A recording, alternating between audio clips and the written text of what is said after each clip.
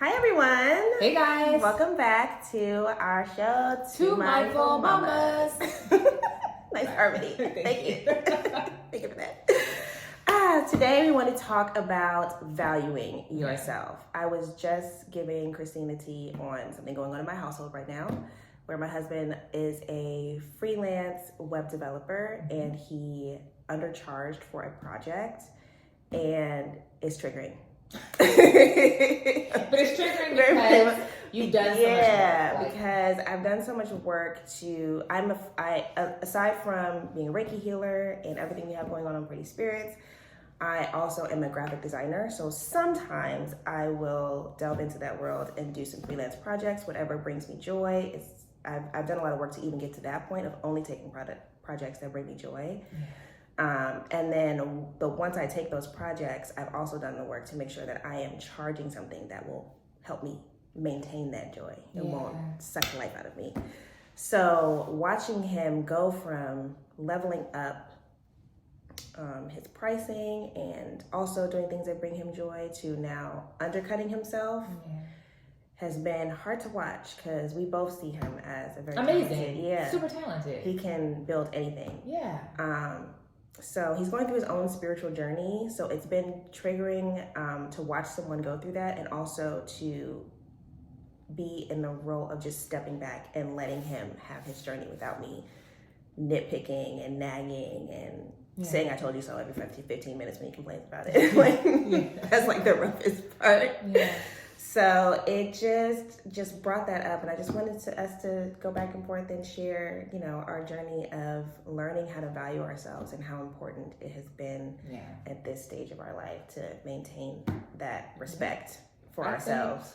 A lot of times you're either comparing yourself to what other people are doing, what other people are charging, or you could be people pleasing, because that's what it was for me with my rates when it came to readings.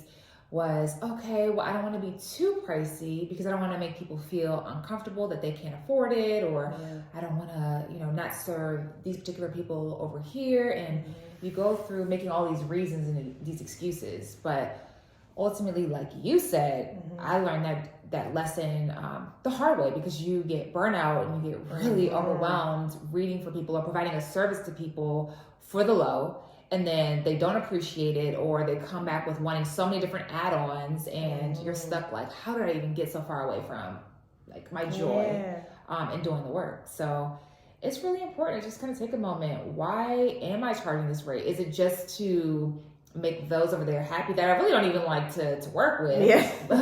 Is it from fear? Because if I don't charge this, no one will want to work with me. Or is it from a place of power? Like, I have educated myself over this many years and I have taken these courses and I feel ready and prepared to, come from this place of power when asking for this rate. So where you're starting from is really, really key when going in for the ask. Yeah, for me, it was fear. Yeah. It was the fear that if I charged too high, no one would want to work for me. And so that was part of our journey, is seeing that when you are coming from that fear mindset, you're only going to see other things in your reality that reflect that. So if you have a thought in your mind, or you have the belief that you have to charge low, you're going to see all the other people that are charging low. But if you step out of that and open yourself up, open your mind up, you can see all the other people that are charging what they're worth. Yeah. And you can see that they're doing well. Etsy's a really good example of that, because sometimes you'll see shops that have thousands and thousands and thousands of sales. Yeah. And sometimes you'll see the ones that have been on there long and don't have very many at all. They may have like 20 sales. But it's a good example of just mindset, I feel like. Because they'll have sometimes they'll do the same type of shop, they'll have the same type of things. There's a lot of like just copies and copies of copies of things on Etsy, like people doing the same thing. But the difference sometimes is just the mindset of what places somebody up here in thousands of sales and down here at the 20. Exactly. So it's really important too to understand that you can pivot along the way. Like, if you aren't comfortable going so high to start off because your confidence is a little like, well, I want to, then take your time, but just make sure that you are growing, because cost of living is. So why stay at this same place and hold yourself back? Plus, like Lauren was saying, you're going to see what you feel like. If you don't feel, okay, I'm ready to charge this amount, then you are going to see other people that feel like they're not ready to charge that certain amount. And it's the cycle of you comparing yourself to the external world, but you're mirroring it. You're creating it. So instead, take that leap of faith and realize sometimes less work comes from charging more, and more work and stress comes from charging less. It works against you in so many ways. I mean, especially when it comes to readings, that's where all my negative reviews would come from. When I was undercharging and I was trying to please everybody, I was trying to read for everybody, I got sick more often, I got stressed more often, and negative reviews because I didn't tell people what they wanted to hear. Because those, fast food prices, people want something that makes them feel good really fast. They don't want to do the work. They didn't want to really sit with me and learn the tools to grow. So they didn't have to come back and give readings constantly, but they could instead empower themselves to go forward and make a life that they love. But I am not a fast food reader. Yeah. So why would I have myself at that price level? Yeah. And that's also why I started to venture into coaching, so we can develop, more structure and systems around spiritual growth. But with that comes an even higher price tag. So just know your value, know what you're bringing to the table. Stop charging based on what they are doing. Stop charging on, the idea of pleasing someone, because that person could be looking at you a little funny, like, I expected them to charge more. Yeah. Why are they charging so low? But I mean, That's the word. I'll do it. They don't know their value. So, and then you are actually working with people that are taking advantage of you. They kind of know you should be charging more, but if you're not going to ask for it, I'm not going to force it down, your throat. Yeah, man. Something you said earlier about stepping into your power and knowing, charging for the journey that you took to get there. Yeah. That's really important too. That's a conversation that I have had at home and that we've talked about too. But if you have done the studying, you've put in the hours, you've read the books, you've watched whether it's free YouTube videos or you've paid for, education in that way, you've gone to college, you've spent time out of your life to learn something that is worth dollars to someone else who is using your skill, especially if they're not even using your skill to learn the same skill. They're just coming in. Just coming in and taking what you've worked hard for, and not necessarily in a taking advantage way, but just know that you have knowledge that someone else doesn't have and someone else needs to improve their life in whatever way, whether it is coaching or, starting a website for their business. Yeah.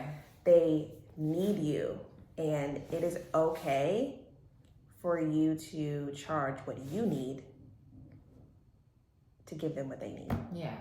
And we just stepped into the idea of not just charging for the time exchange, but charge for the value you are giving, the impact that you're creating in someone's life. Yeah. So if he's building a website for someone's business, and that website is going to allow that person to have the portal to collect information from customers and transactions from customers, and that's his business for years to come, charging something low, that's not, aligned with the value that you are giving this person in their business or this person in their portfolio, so they can present to people and get, support, get sales, etc.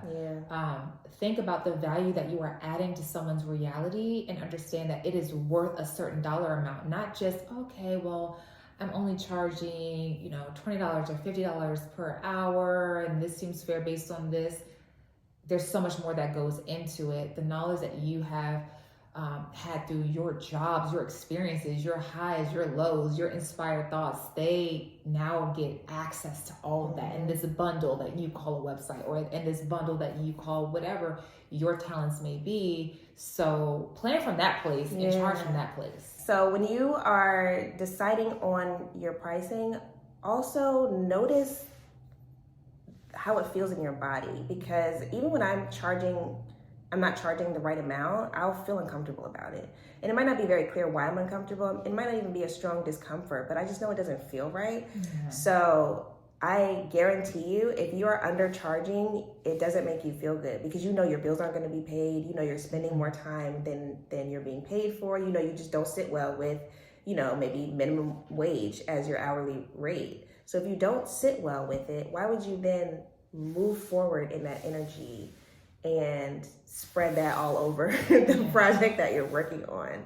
You're going to get much better results. You're going to feel better. You're going to correspond with your customer better if you feel like you are being valued, and being valued starts at valuing yourself.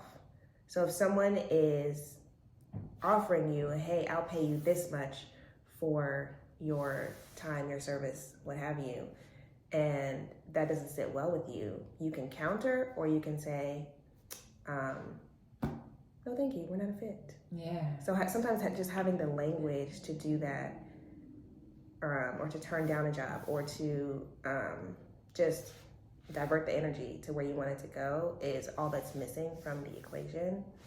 And then I had another thought about your mindset around what you could possibly be bringing in for yourself.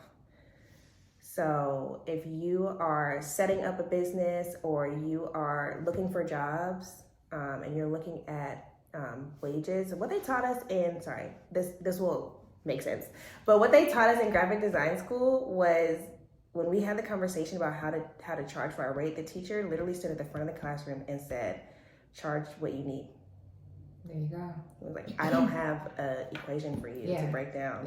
Like, work out your bills, whatever else you need on top of that, and then break it down, do the math, divide, and then that's it. And I just sat there like, what? I came from a corporate world where you just accept, maybe you negotiate a little bit, but you just accept the rate that they're paying for the job, and then you move forward and you take that job. And if you don't like it, then you find another job and see what they're paying, and then you just hop around until you.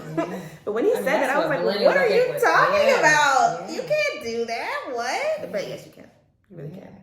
You can love yourself enough to know that behind so many no's, there will be people that say yes. Yeah. Like, why do we assume the wall will always be there? Yeah. And also, be okay stating your case. If somebody says like no or not right now, sell your service, like sell your value. Speak up for yourself, because sometimes people just, they're trained to say no. They're trained to find that good deal, just the same way you were trained from corporate America to find your good deal of who's going to pay you the most. They're looking for who's going to charge me the least. So reprogram their minds and say, hey, I know you're probably looking for this, or I understand, you may have wanted to budget this, but in order to teach them, it's a teachable moment, and then they can sit with that and say, oh, you're right, like I didn't even think about that. Or maybe that is why I keep running up against people that only charge $20,000 for this project. I guess this is normal. All right, thanks, let's go. Because just because you receive a no immediately doesn't mean it has to stay that way. And be okay not taking it personally that they said no the first time and they didn't see the value. Like, use it as an opportunity to just explain it. It's okay. Yeah, I love that. Yeah. I think you can see, it's really like fun to see the growth happen in your reality, where you go from charging low to starting to work on that spiritually, and then you start to see the possibilities that come to you. I recently had a client who said, okay, cool, can I just pay you up front because I got this new business credit card and I'm trying to get all the points. Yeah. Like, what? Yeah. Lovely growth. Exactly. I'm very happy. It's like, let's see how good it can get. Like, why are we in this mindset of, oh, they're going to have to go back and talk to someone, and they're going to have to budget, and like, you're projecting your limiting beliefs. So law of attraction can often work in your favor and say, okay, well, you expect someone to be in this place of fear and worry, so that's who you meet. But there are other people that have good reason to spend the money ASAP. Yeah. They have the money that they've been wanting to give to education. They have this money that somebody gifted them to go and do what they want to do with it, and they have it at their disposal. Why are we only tapping into, oh man, I'm robbed, or I'm taking too much from them? Why are you thinking that? Again, you have lived your life and gained so much knowledge, and now someone is requesting it, and they've come to you. They're sitting with you and they're saying, hey, pitch me, make me believe I should spend with you. Yeah. So if we can pay thousands and thousands of dollars for a purse, for a piece of clothing that goes out of style or whatever, we have no problem sometimes questioning those things, or why people would go for that, or this car versus that car when they both get you to the same destination. Like, put yourself in that mindset and say, I am worthy of it, because if spirit knows I have these bills and I want to live this lifestyle, then I was implanted with this particular idea in order to make all that come true, because the universe doesn't make mistakes. Yeah. You know, it gives you ideas and you follow those ideas, and those ideas need to be supported with resources. So, all right, here you go with more ideas so you can generate income to support. And it's this beautiful synergy. And once we get out of the way with our own ego and fear and rationalization and limitations, then it can all come together in perfect harmony. Yeah. One of the last things I'll say is you don't have to always know the exact details of the how. That's been a huge lesson for me. I know my husband and our household, just trying to get down to the nitty gritty of, okay, if I have this idea, then now with this idea, I have to know all the different ways that it needs to be executed in order for me to get this exact result. But if you're just flowing from joy and just following your intuition and really tapping in and taking that time to understand yourself, then it'll all be revealed, just like the idea was revealed. Exactly. And that's what I was talking about with my husband yesterday. Like when I'm in a place of joy and flow, my money comes so like it just flows. Like I'll be in the car and I'm doing a text reading, you know, as I'm flowing from one destination with my family to another. And it's this perfect 40 minutes that I'm getting paid while I'm in the car and I'm focused on that client. And then my husband is driving us to another destination to enjoy life. So there's a beautiful flow versus, and then I'm energized after that. Versus when I was working for someone else, you know, for that per hour rate, no matter how much energy I can muster up, and my God, I would just feel so drained at the end of the day. But here I am, you know, making so much more, working way less time. And it's like, how does this all work? How is this existing in the same world? But one, you are following joy and excitement. So that's a very expansive energy. So you feel more boosted up, you feel good. The other is more restricting and limiting. You're following fear and worry, and I need to pay bills and stuff. So the amount you get is usually smaller and you feel more like, drained and down. And it's just like this horrible like direction to take when you say you want a life of happiness. You're giving your power away. That already starts with you not being in flow of joy. And everything that comes after that is not a surprise. So try your best to realize that joy and excitement, it's not just these words that we say because we want you to walk around happy-go-lucky and cheesing in everybody's faces like a crazy person. We just want you to be in a state of expansion, and to get there, like the living force of enthusiasm, excitement, and joy that keep you invigorated to give to each other, to connect with one another, to have these ideas that you bring into the world. That's the state and the flow that you want to be in. That's where money, the good money, the sustaining money really lies.